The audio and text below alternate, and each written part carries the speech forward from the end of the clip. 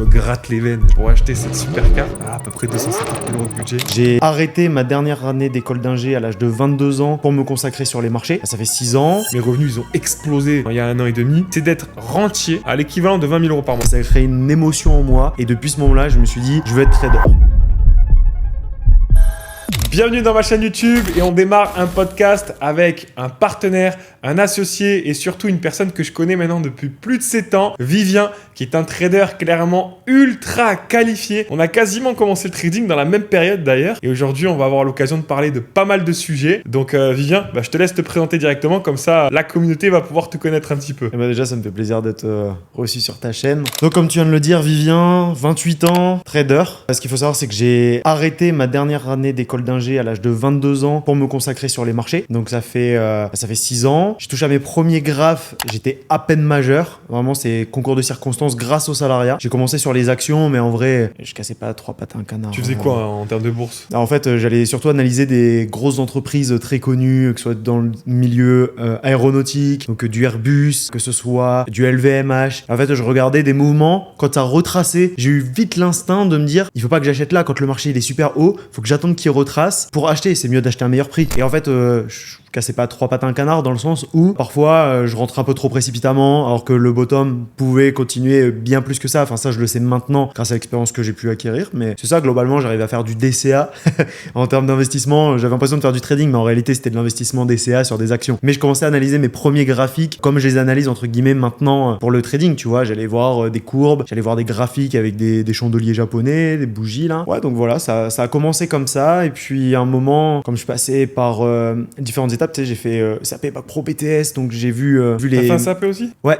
Okay. J'ai été dans les usines aéronautiques, un gros groupe aéronautique que j'ai cité d'ailleurs, mais j'ai pas le reciter là. Donc j'étais ouvrier, je passais dans les bureaux en BTS, puis après en école d'ingé, on va dire dans les bureaux plus comme j'aime le dire. Puis j'avais un constat qui était toujours le même, les gens, enfin dans le salariat, enfin moi c'est trop plat, c'est une vie trop plate pour moi en termes d'exponentialité de salaire. En fait ça n'existe même pas, tu peux pas parler d'exponentialité de salaire dans ces milieux-là. Oui, tu peux gagner très bien ta vie, mais très bien ta vie, c'est très bien ta vie dans le salariat. Franchement, ça m'a pas plus parlé que ça. Et j'ai toujours eu un rêve depuis que je suis petit, je me baladais en Suisse et j'ai vu une Lamborghini, un mec dedans, il sortait d'une banque. Dans ma tête, je sais pas pourquoi, je me suis dit que c'était un trader, rien à voir. C'est sûr que ça n'avait rien à voir. Et ça a créé une émotion en moi. Et depuis ce moment-là, je me suis dit, je veux être trader. Je suis jamais parti dans des études qui avaient un lien avec ça. Mais voilà, les circonstances avec le salariat, rencontrer du monde, parce que j'ai toujours un petit peu de chat, j'allais rencontrer d'autres personnes. Ça a fait que je me suis mis sur les marchés. La plupart des traders aujourd'hui en 2025, en tout cas que je connais, qui sont extrêmement bons, et même mon mentor, ils sont tous pour la plupart autodidactes. Ouais.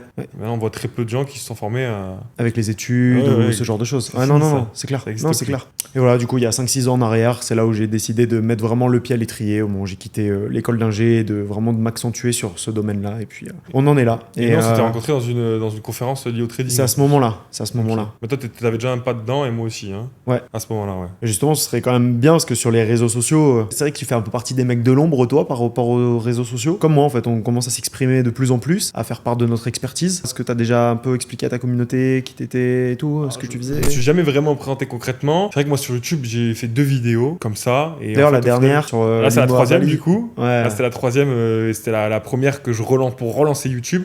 Et moi, j'ai une année en 2024-2025 où j'ai extrêmement focus dans mon trading, en perso, et aussi du coup dans tous mes business. Ça a été une année exponentielle pour moi. Donc ouais, j'ai jamais pris le temps concrètement de me présenter. Moi, il faut savoir que j'ai le même âge que toi. T'es à 97 aussi du coup. 96. 96, ouais. Ok, donc t'as 1 an de plus. Je pensais qu'on avait quasiment le même âge. Je suis né le 3 mai. Je suis né à Pau, dans ma petite ville natale, dans le sud-ouest.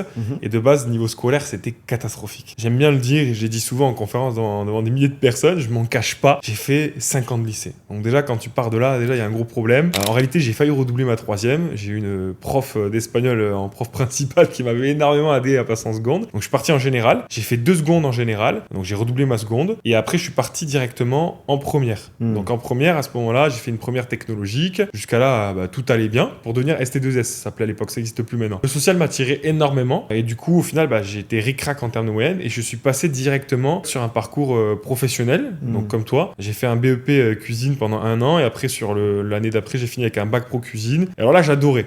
Mais le problème, c'était les horaires. En fait, dans les stages que j'avais, on avait 2 fois un stage d'1 mois. Je pense que tu as eu ça toi aussi en CAP. Ouais. Peut-être pas. Non, en fait, ouais.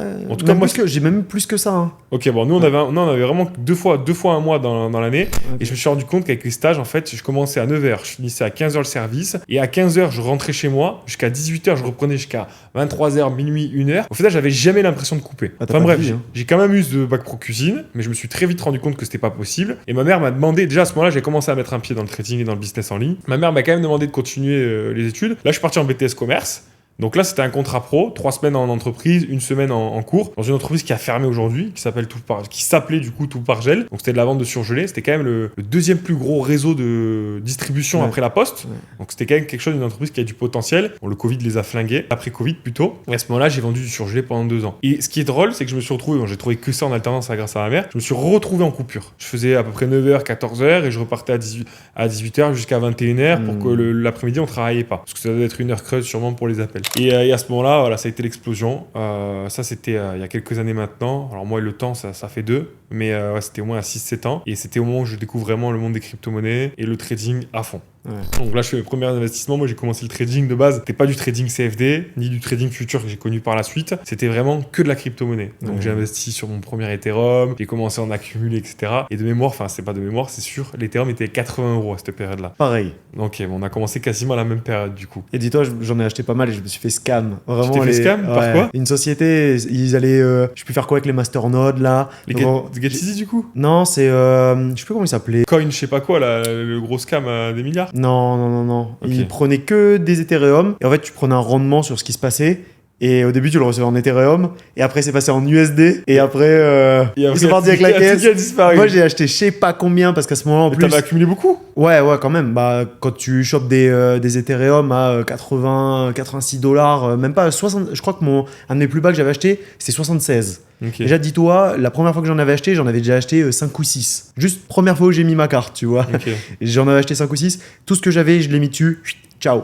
En maximum 1 mois et demi, c'était réglé. Moi, c'était à peu près la même situation que toi, sauf que j'avais peut-être pas autant de liquidité, parce que moi, dans ma vie, c'est déjà parce que je t'ai raconté, pendant 4-5 ans, moi, avant de faire du trading, j'étais déjà dans le business en ligne. Donc, j'ai commencé à 16 ans, je me faisais payer en chèque Amazon au départ. Hein. Ah ouais. Après, on a évolué, il y a eu un peu de tout. C'était dans l'affiliation en plus, hein, l'affiliation Paris Sportif, je m'en cache pas, j'en ai fait ça pendant 5 ans, j'ai très bien gagné ma vie. J'ai même fait des revenus à 18 ans à 5 chiffres, sauf qu'à l'époque, il n'y avait pas TikTok, il n'y avait pas YouTube, il n'y avait pas autant d'entrepreneurs, il n'y avait pas autant de formations. Enfin, on avait quasiment aucune information. Le drop, ça n'existait pas. Le trading, c'était pas du tout démocratisé. On n'en entendait pas parler sur les réseaux sociaux. D'ailleurs, même à ce moment-là, les brokers CFD, je suis même pas sûr qu'ils acceptaient des dépôts à 200 €. C'était il y a quand même 10 ans, ce que je te parle, 12 ans.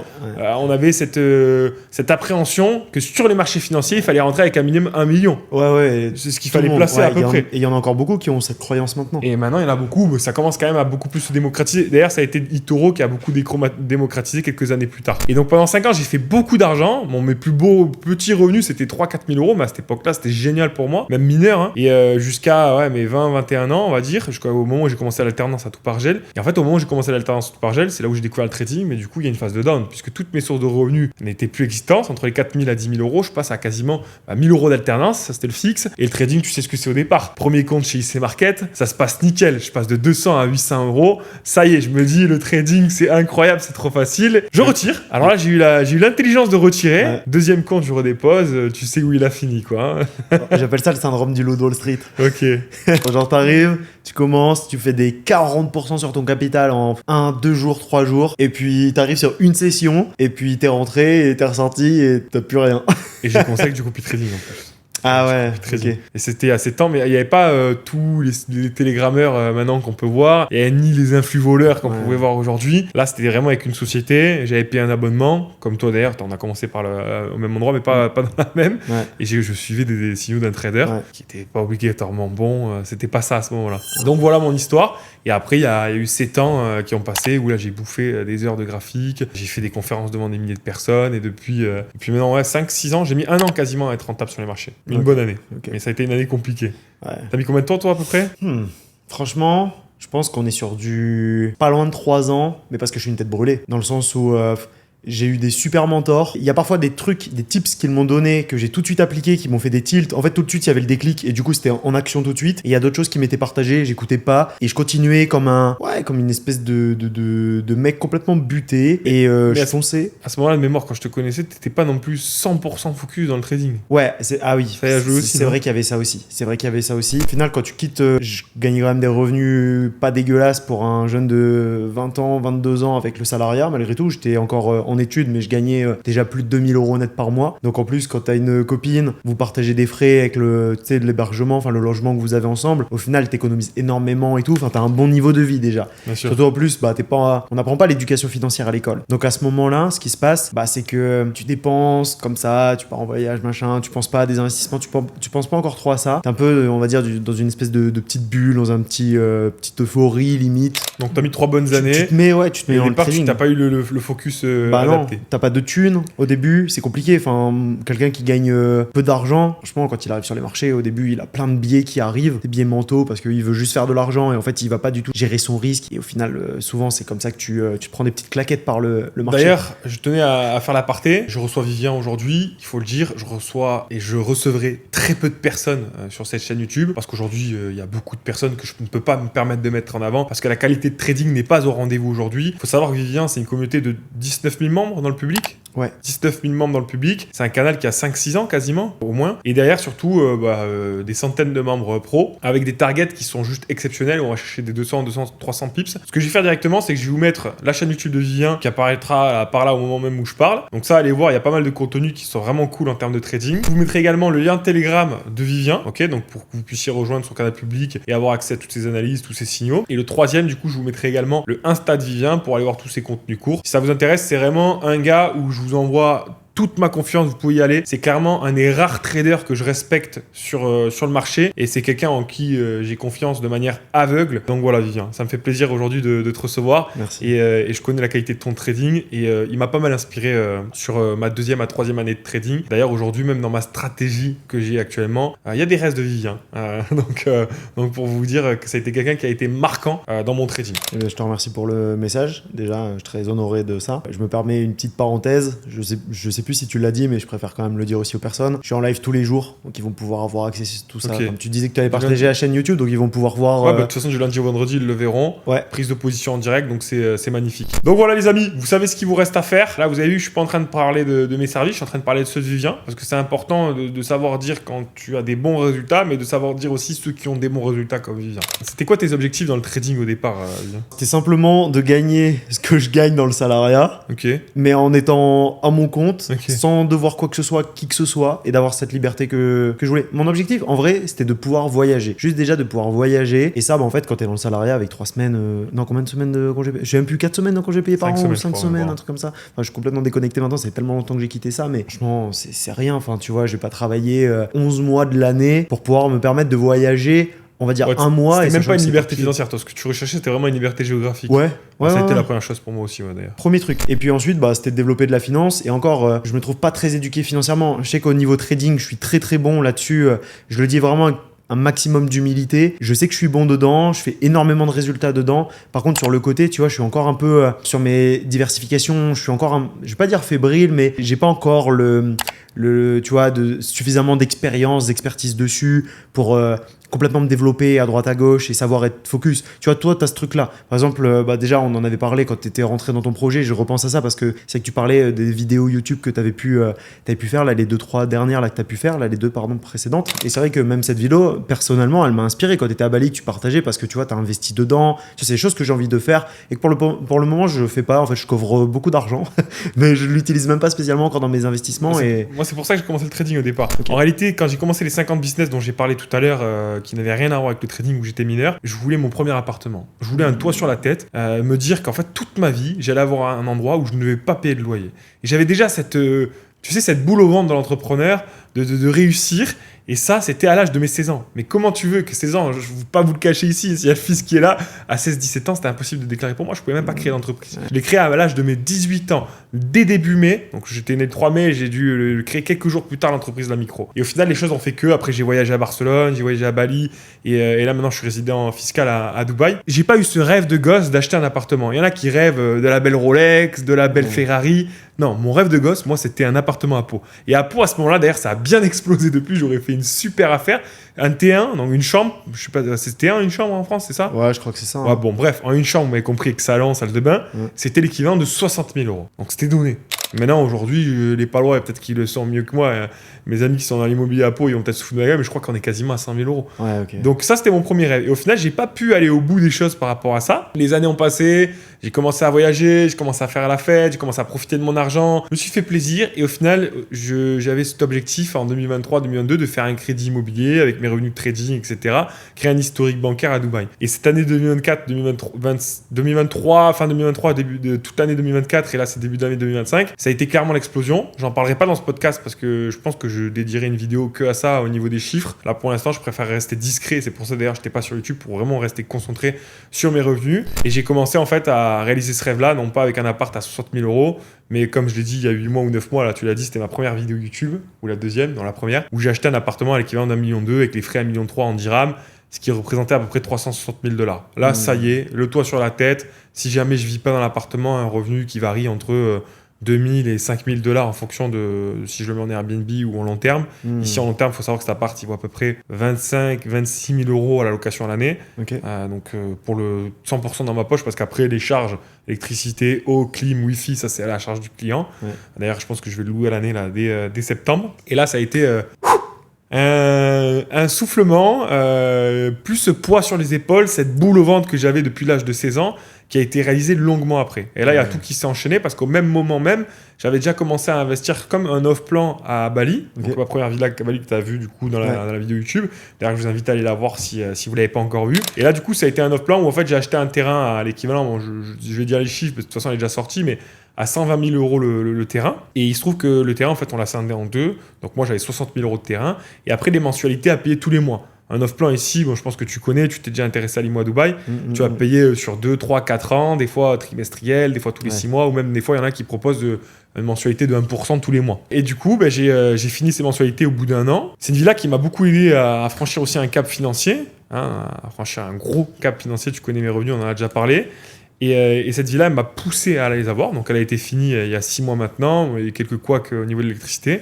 Et donc là, paf, on a recréé une deuxième rente. Alors, de base, ça devait être un achat-revente, ce qui n'est pas le cas maintenant. Je la garde sur 30 ans. Une deuxième rente. On va parler d'une rente, comme je l'ai dit dans la vidéo YouTube, pareil que l'appartement, même si la villa est bien moins chère. On va parler d'une rente entre 2 000 et 5 000. Okay. On est plus dans les 2 500, 3 000.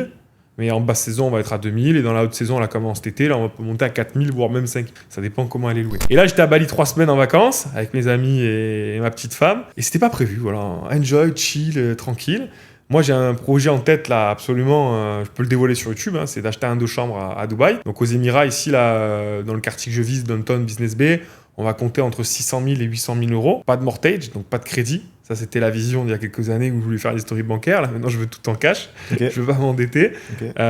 Bon, il y en a certains qui diraient que c'est débile de ne pas utiliser sa liquidité et je les comprends tout à fait, mais j'ai mes raisons. Ça, c'est mon premier projet. C'était vraiment d'avoir ce deuxième de chambre. Alors, pour y vivre cette fois-ci, pour enlever cette charge locative, moi, je suis un appartement qui coûte 3 400 euros par mois. Moi, j'ai payé à l'année. J'ai payé l'équivalent de 160 000 dirhams plus le déposit. Donc, c'est quand même une charge qui est très importante, sans la clim, sans l'électricité, sans l'eau. Moi, je veux m'enlever cette charge locative à Dubaï. Et là, du coup, il y a un ami qui est promoteur immobilier, qui m'a parlé de son projet, je suis allé voir le terrain, etc. Moi, je donnais un maximum de force, j'en ai même parlé à des amis et tout, mais je comptais pas investir dedans, parce que j'ai ce fameux projet du 2 chambres qui devrait arriver, comme on dit, Inch'Allah, d'ici quelques mois. Je trouve la pépite, mais en tout cas, les finances sont quasiment là pour l'acheter en cash. Et ce qui s'est passé, du coup, le dernier jour, je suis allé sur le terrain et j'ai craqué.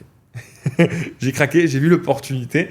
Et là, on parle quand même d'une villa qui est bien moins chère que ce que j'ai payé de la première. Clé en main, 134 000 euros. L'équivalent, moi, je calcule tout en dollars maintenant. Parce que les brokers, les propres firmes et directement la partie affiliation qui me rapporte de l'argent aussi, tout ça je suis payé en dollars maintenant. Donc je calcule qu'en dollars, elle me coûte quasiment 150 000 $ la villa. Okay. Donc j'ai sauté sur l'occasion. J'ai sauté sur l'occasion, pourquoi ? Parce qu'encore une fois, c'est un off-plan. Alors là, il n'y a même pas le terrain à sortir, puisque là, c'est un projet de 13 villas. Pareil, du coup, encore une fois, pour aller chercher une rente entre 2000 et 3000. Et pourquoi ? Parce que c'était un rêve de gosse, c'était dès le début que j'avais cette vision. Alors peut-être pas ces chiffres que je vais vous donner aujourd'hui, mais de base, je voulais absolument me dire que si demain, j'ai plus de trading, j'ai tout qui s'arrête, j'ai plus envie de trader, je vis plus le trading, je n'ai plus de business en ligne à côté, je veux gagner 20 000 euros par mois de passif. Pas de passif dans leur vieille automatique de trading, pas de passif sur de l'accumulation en crypto, non, du passif immobilier. Et ça, c'est mon saint graal. Donc j'ai commencé à me dire, bon, ok, un appart, 3 000 à peu près, La maison, 2000, on est à 5000. Là, la deuxième villa, on pourrait monter à 7000. L'appartement où je vais vivre dedans, je le considère pas dedans. Mais là, mon premier objectif, en tout cas, je sais pas combien de temps, j'ai pas fixé de temps exact, mais c'est d'être rentier à l'équivalent de 20 000 euros par mois. Parce que je sais qu'à 20 000 euros par mois, je suis pas un grand dépensier, tu me connais, tu le sais déjà. Tu sais combien je dépense par mois. On est deux et pourtant, je dépense pas grand-chose. Mes revenus, ils ont explosé il y a 1 an et demi. Ils sont quasiment restés les mêmes en termes de dépenses. Et ce qui s'est passé du coup, c'est que là, aujourd'hui, mon focus, c'est d'avoir ces 20 000 euros de rente. Je sais pas quand, je sais pas comment, je sais pas... la date où ça va être là, mais je sais qu'un jour ça arrivera. Ça, c'est un gros point, ça. Et ça va m'enlever un énorme poids. Il y a beaucoup de traders, enfin beaucoup. Il y a combien de traders qui arrivent vraiment à gagner de l'argent pour le moment? Les gars, formez-vous vraiment sur ça. Mais ceux qui arrivent à gagner de l'argent sur les marchés financiers, tout de suite, leur train de vie il décolle. En fait, ça c'est pour moi une grosse erreur. Et tu vois, tu en donnes l'exemple que toi, justement, non. Tes revenus, ils ont décollé. Pourtant, tu vois, tu as gardé un train de vie qui est quand même un certain train de vie, tu vois. C'est un train de vie comparé à la plupart des personnes. On a un train de vie qui est très haut. Mais en réalité, en proportion à nos entrées d'argent, à nos sources de revenus, en fait, tu prends une proportion, c'est léger, tu vois. Les dépenses sont très faibles, ouais. C'est de l'éducation financière. J'ai toujours eu une très grosse éducation financière. D'ailleurs, il y a une personne qui m'a beaucoup aidé là-dedans, qui a été une source d'inspiration là-dedans. Et tu vois, là, il y a quelque chose qui me démange, là. Je le dis maintenant, là. J'en parle que à mon cercle chaud, dont toi, du coup, t'es au courant. Je me gratte les veines. Pour acheter cette supercar. Ouais. Voilà, à peu près 250 000 euros de budget. Et à chaque fois, je reviens sur Terre et je me dis... Est-ce que ça va vraiment te sécuriser dans ton avenir? Non, c'est un plaisir personnel. Pour le branding aussi, c'est pas mal, on va pas se cacher. Mais par contre, derrière, ça me sécurise pas. Elle arrivera, cette supercar. D'ailleurs, j'espère très rapidement quand même. Elle fait partie de l'objectif juste après le 2 chambres, même s'il y a la villa qui est passée avant. Mais on en parlera peut-être plus tard. Et j'aurai peut-être une vidéo dédiée juste pour ça. Mais pour l'instant, on focus sur ce 2 chambres. Alors, les choses les plus importantes. Enfin bref, les amis, dans cette chaîne YouTube, le podcast est terminé. Ok, on a fait une demi-heure ensemble. Et maintenant, on va passer directement dans la chaîne YouTube de Vivien. Donc, ce que je vous invite à faire, si vous voulez voir la deuxième partie de ce podcast, c'est directement d'aller sur cette chaîne. S'il n'est pas sorti encore, abonnez-vous et attendez que ça arrive. Et s'il est sorti, profitez du coup d'avoir cette deuxième partie directement sur Vivien. Toutes les personnes qui ont envie aujourd'hui d'avoir aussi également des gros résultats en trading, n'hésitez pas à suivre les réseaux sociaux de Vivien, mais également vous avez mon lien de Telegram qui est en biographie. On n'est pas comme tous ces influx voleurs, je vous rassure. Ici, on parle de vrai trading. 80% de mon temps, il est passé derrière mon magnifique setup à 5 écrans avec mon logo que je me suis pris là il y a pas longtemps, à analyser énormément. D'ailleurs, dans la deuxième partie, on va plus axer le sujet sur du trading pur et dur. Donc n'hésitez pas à venir voir ce qui se passe dans la chaîne YouTube. Et si vous voulez avoir accès à tous mes signaux sur le gold et le bitcoin, et clairement les meilleurs signaux francophones, même si Vivien est pas mal du tout, on reste quand même le numéro 1. Je vous invite directement à cliquer sur le lien qui est en biographie. Je vous souhaite à tous une très très bonne journée. N'oubliez pas de vous abonner à la chaîne YouTube et donner un maximum de force à Vivien. Merci à toi Vivien pour cette venue dans cette chaîne YouTube. Merci à toi pour l'invitation. Avec grand plaisir. Ciao tout le monde.